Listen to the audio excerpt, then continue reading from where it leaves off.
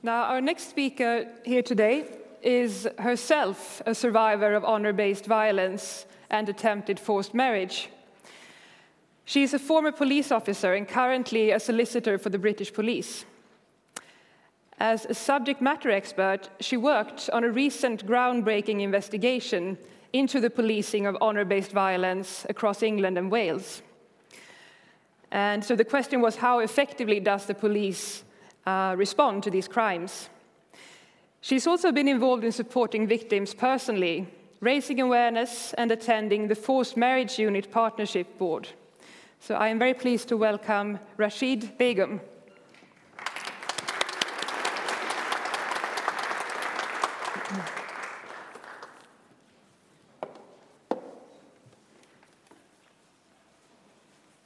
Good morning, everybody. As Sara said, I'm a survivor myself, and today I stand before you as one of the lucky ones. Unfortunately, Pella, Fadima, Banaz, Shafilia, Tule, Servjit, and many others are not here, and we need to give them a voice. And I'm hoping here and abroad that, and in the UK, that we will remember them by doing events such as these. I'm a wife, a mother, a former police officer and solicitor, and I'm hoping that my insight of the holistic approach in terms of the criminal justice system will give you some insight and help move things forward. As mentioned, last year I was involved in an inspection of the first ever national review of how police forces respond to such issues across England and Wales. I'll come back to that in due course. Throughout my speaking here today, I'm going to refer to honour-based abuse as opposed to honour-based violence. There's a reason for that, because it's not just about violence, it's about abuse. This is abuse, and it needs to be recognised as such. Coercion, blackmail, constraint within marriage, all of those issues are abuse. There are different motivations, there are different reasons, but I am of the view that it should be abuse, not just violence, because we need to give the proper picture. The key question here is, should there be a separate penal code for crimes associated with honour or done in the name of honour? My view is that there should be. They're abhorrent practices, and they should be recognised for what they are. They're unlawful breaches of the most fundamental and basic human rights. Everyone is entitled to those rights, and nobody should be able to take them away from you. No one should be able to treat another person as a property. We should be able to make our own choices and exercise our human rights without fear, oppression, and violence. That's for any human being. And for those of us that are vulnerable, like myself, and I was that person, we should be able to recognise that they need additional protections. Now, criminal law and sanctions are not the only answer, and I'm not going to stand here and say that that is and that's going to make everything better. But it is part of the answer. Why? Because it's a starting point to eradicate those practices everywhere. It draws a line in the sand for perpetrators to let them know what the basis is and what we will not put up with, for victims to know what they can expect, and for authorities. It's going to empower authorities, that's my view. It sends a clear picture to everyone. It's abuse, it's illegal, and it will not be tolerated. It provides clarity in terms of the definition and approach, and it imposes clear statutory duties on public authorities in line with those of our international duties. You only have to look at the UN Declaration of Human Rights and the ECHR to see those duties, and we need to be prepared to adhere to them and deliver them. It can empower victims. A victim will know that what they're asking for is not so outrageous, and that is important, because I know that when you're sitting there and you're wondering what I'm asking for, is that beyond the norms that's expected? Am I doing something wrong? You do feel that way. That it's entirely reasonable. It can also provide invaluable protection under the law. It offers victims clarity as to what they can expect from public authorities, one of which is they will be believed. That's been a huge issue. And it allows public authorities to have some clear definitions from the outset to create a statutory framework to work within and provide that protection. Now, criminalisation, for example, the forced marriage offence in the UK, people will argue that it has been of limited use, or it can be a limited use, but it may even, in my view, educate some perpetrators or potential perpetrators to resist familial pressure. I'm not saying it will, but it might assist that. And I have heard of some cases where it's been used where, you know, we can't force so-and-so in this country because of that. Now, that's not the only answer, and of course, a simultaneous approach in terms of a multi-agency approach is required. We need education, we need to change minds at the same time, and we need to empower victims, but we need to be clear throughout. It is not acceptable, it is abuse, and it will not be tolerated. At the same time, though, we need to be careful. We need to be careful that we know the importance of investigation and enforcement as well as protection. We need to make sure that the state has effective laws in place so that it can respond through consistent processes to ensure that the state undertakes robust investigations and enforcement and protection and safeguarding for victims. There's no point to having laws if you're not going to do that. And that includes sentencing. In some countries, honour-associated crime is used as mitigation to reduce sentences. We need to send a clear message that this won't be tolerated, it is serious, and these are the sentences that will be handed down. In terms of the state, we also need to ensure that in the state discharging its duties, it needs to understand the complexity and the risks so that we can respond to victims effectively. Not just criminal sanctions, but also protective orders. And family law issues need to be dealt with in a holistic way. And that means we need to make sure that the police understand, the social care system understands, the court. Oh my goodness, I've had some cases where the judges simply do not appear to understand the complexities of these issues. For example, a judge asking for evidence on risk and evidence in relation to a protective order, and how can we prove that they're at risk of being taken? Well, that's the whole point. You're not going to have the same level of evidence that you expect in other cases, but what if they're not planning to take somebody abroad to be forced to marry? Then they shouldn't have a problem with the order, should they? And asking the right questions. We also need probation to come on board. Probation hasn't been dealt with. They don't understand the sentencing regimes and what the issues are. And when a family tells them something is going to be, oh, we've learned, or it's only one person, as my friend said, there's many perpetrators, and the actions of them bringing in somebody that's under 18 to take the rap, as it were, for the offence, because they will receive a lesser sentence. In the UK, we've got the Forced Marriage Unit, and Diana and I attend the partnership board there. It's a really useful tool. It's been in operation, I think, over 8 years now, and it arose out of the Home Affairs Select Committee report. It's done a fabulous job. They have an operational role.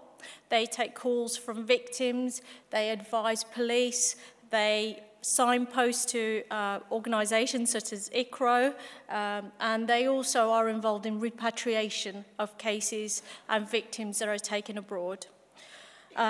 Similar to that now, they've got the FGM unit on the same model, albeit that that is an operational-based unit.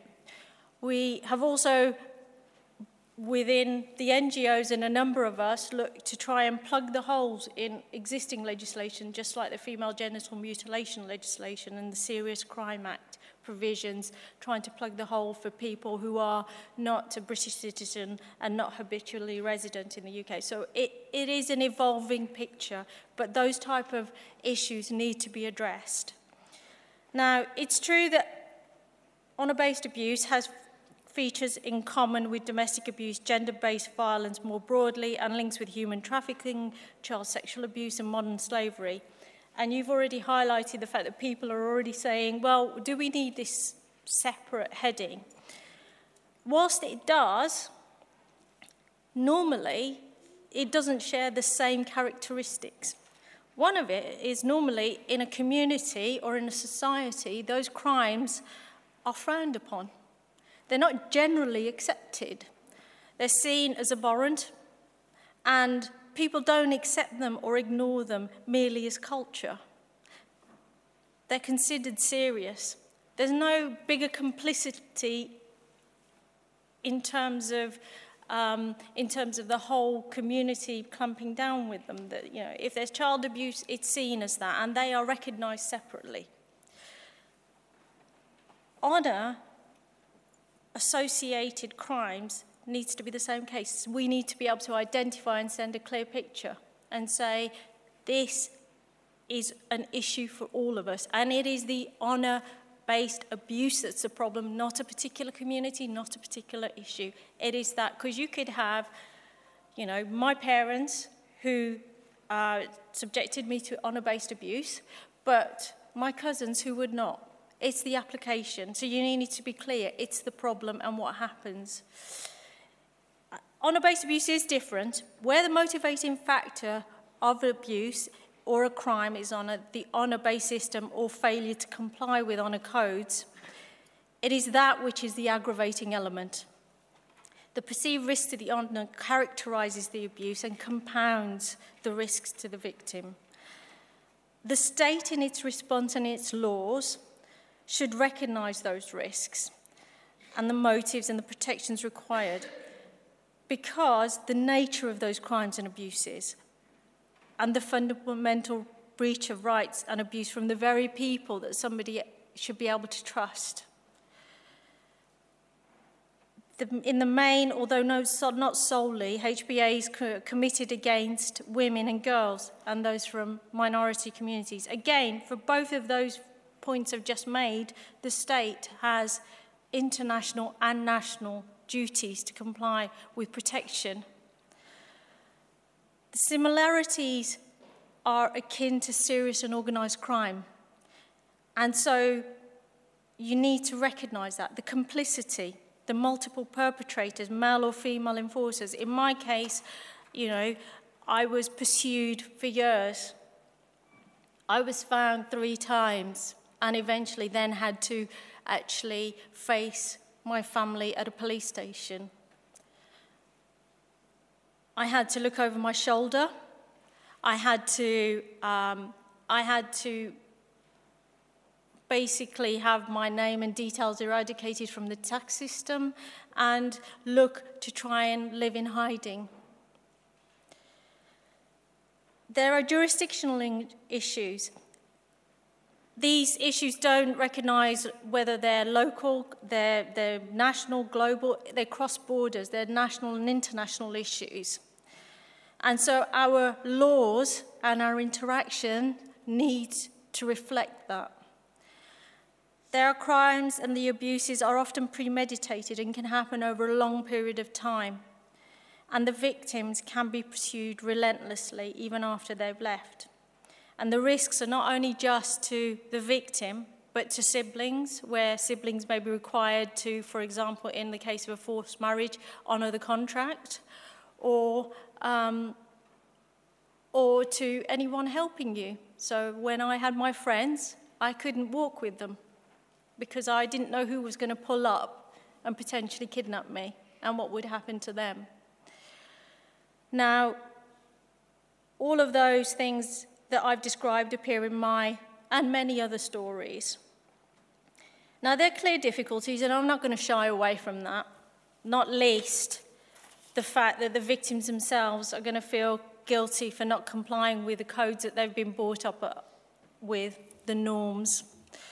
The fear that they feel of dishonouring the people that they love, because at one stage they love their families. I love my family.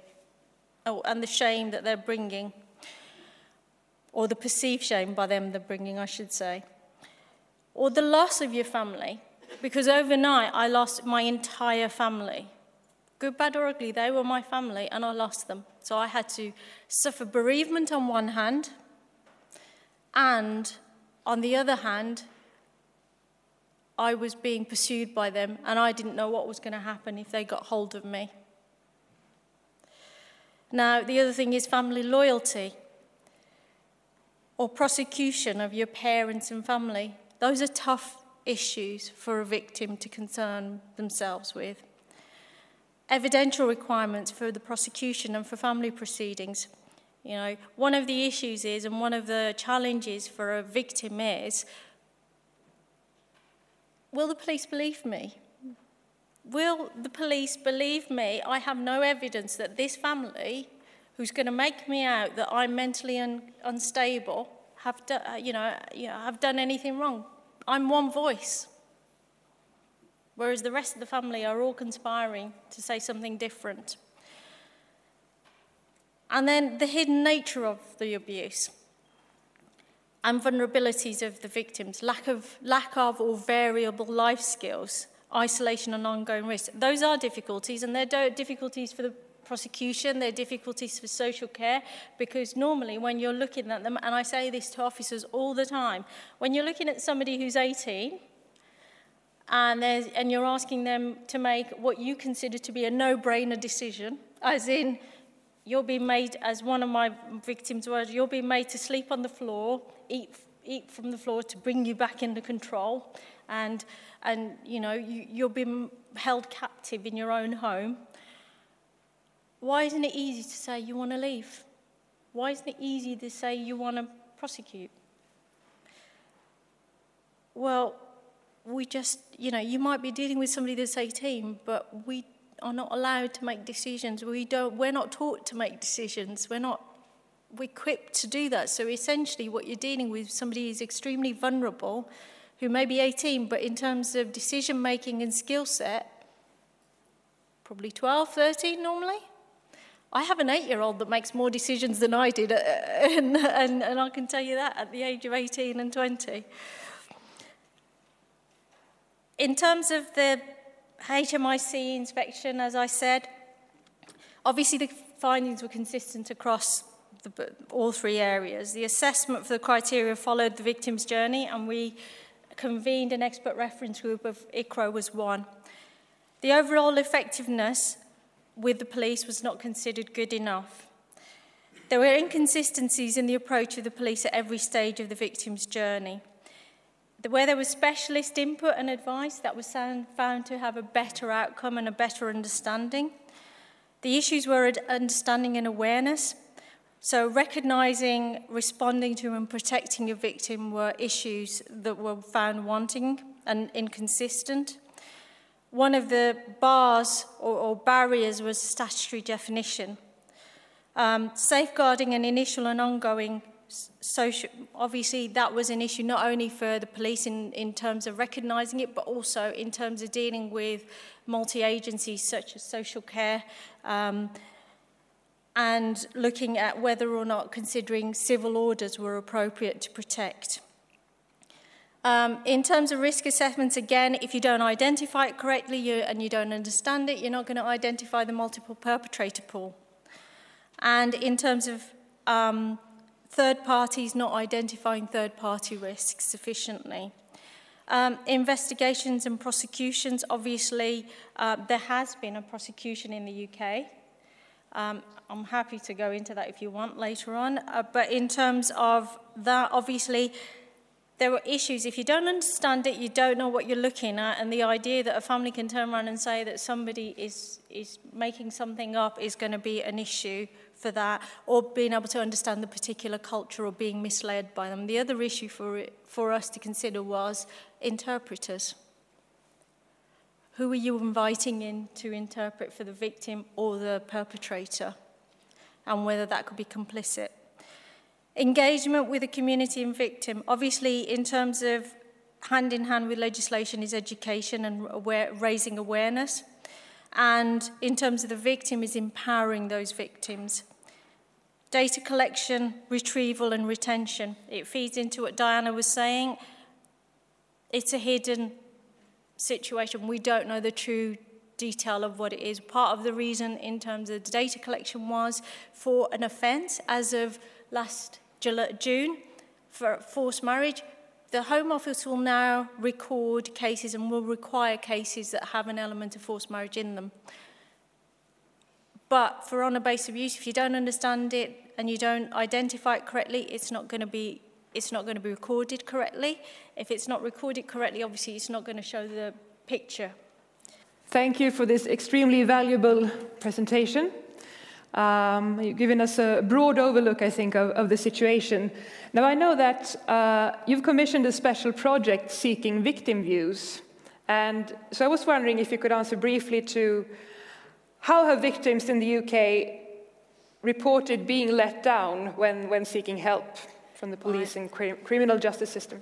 The part of the inspection, we commissioned a project that sought the views of victims. And as part of that, I think we were able to, through the assistance of the NGOs such as ICRO, secure victims' views directly from them. One of the issues were that we were concerned that obviously they may not feel confident coming to what they perceived as a part of the government to give their views of what had happened. So it was done through a university. It is available, it's online, so if anybody wants to look at it. Some of the issues that were raised was a lack of understanding. They didn't understand my culture, and as a result of that, they didn't know how to respond to me. The other issues were some stark interpretations of a woman being sort of basically delivered to a hotel where they were staying and not, just being left there. When they transfer from one area to another, those within the UK, obviously, the information not getting from one area to another sufficiently, so they were left without the support or who to contact, and that again was an inconsistency in approach. From a personal perspective, obviously looking at some of those cases, there were also positive examples where a victim, for example, where they did get to a specialist officer, where the initial officer realised what was going on, did their first pass of safeguarding, and then referred them to a specialist officer, and throughout a criminal case they were accompanied, and there are even examples such as sitting next to somebody in a court or in their right line where they were able to signal to them if there were issues, provided them with the support throughout. Now, what do you think is you pointed to several measures that need to be taken, but what would you say is the single most important step ahead for us now at this point? If you could name just one provision, criminal or educational, psychological, that would be very important at this moment. I think the problem is that obviously criminalisation is one thing, and I think it does need we need a statutory definition of honour-based abuse so that it gives the clarity to move it forward. Once we have a statutory definition, once we have a statutory definition and a law, then obviously you then make public authorities responsible for delivering that. And with that, I think that's then going to allow the movement to be pushed forward by people like the NGOs and Sara in Sweden and everywhere else to say these are the duties that you have to respond to. But there is also a place for education so that we can look to try and empower women and girls and any other victims, because males can be victims of HBA, to assert their rights. Thank you so very much again for this. We're very happy to have you. And keep up the good work.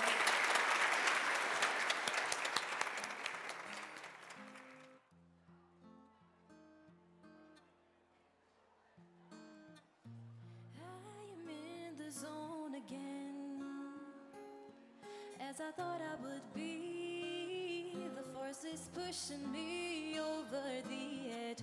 1,000 reflections in my mind that I want you to see. How did I let myself fall into this trap? My soul feels so empty right now,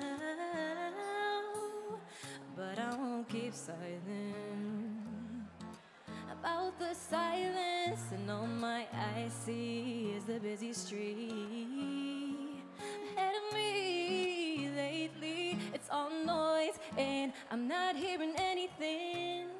When you lose yourself in the depths of your sorrow, free yourself from all the pain and break out of praise and fight through anything. And if you let yourself go and hold your head up, you're strong, and soon you'll find the happiness, and it will shine through your smile when you free yourself. When you're free, when you're free, when you're free, when you're free, when you're free, when free, when you're free, when you're free, when you're free. You could hold me in your arms, hypnotized by the words and they're echoing repeatedly in my brain, and I could hold you in my arms.